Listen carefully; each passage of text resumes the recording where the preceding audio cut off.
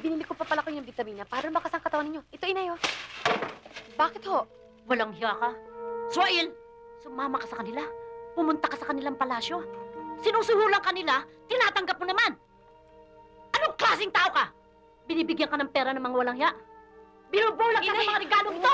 Ito! Tinatanggap mo naman! Bitawan mo ako! Huwag mo ako lalapitan.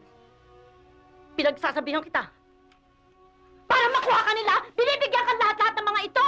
Hindi mo naman kailangan lahat yan sapagkat sanay ka magsuot ng basahan! Akala ko ba, mahal mo ako kaysa sa mga kayamanan nila? Yung pala'y binilog mo lamang ang ulo ko!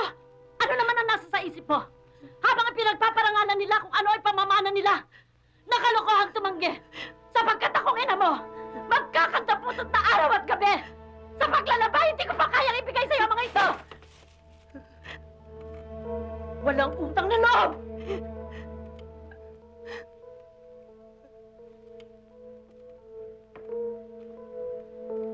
Inay.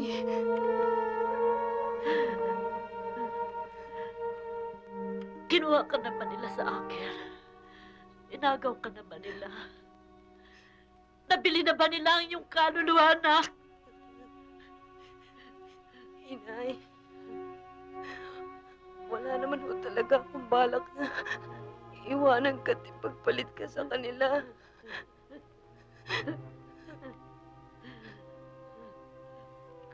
Christine! Huwag mo akong iiwanan, anak!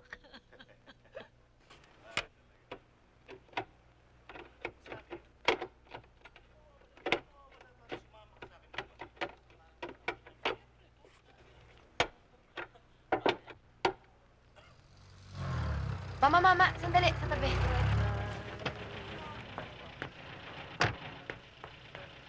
Hoy! Oh, Eli! Ano? Naligo ka. Ikaw, nakakalimutan mo na ako, Hindi. Hanap buhay. Araw-gabi, kayod.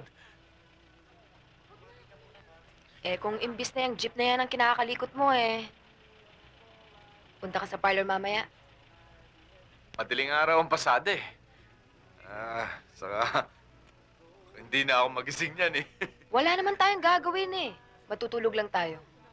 Balot! Matutulog Alin, lang balot tayo. Gusto mo ng balot? Hindi.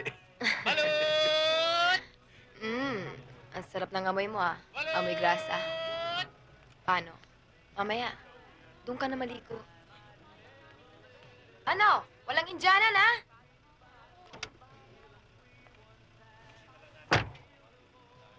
Goodbye.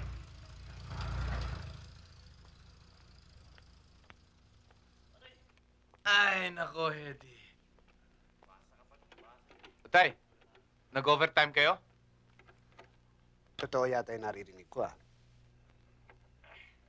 Ang alin ho? Tungkol kay Eddie. Mo raw. Ang itay naman, parang hindi dumaan sa pagkabinata eh. Parang hindi lalaki. Hindi yun ang ibig ko sabihin, Rodolfo. Kapag dumating dito ang asawa niya buhat sa Saudi, malaking gulo ang maaaring mangyari. Baka magkapatayan pa kayong dalawa ni Bosyong. Iwasan mo ang babaeng yun. Delikado. Tay, magkaibigan lang naman kami ni Hedy. Tsaka, hindi naman totohanan yung relasyon namin. Ipinagbibili mo na yata ang katawan mo eh.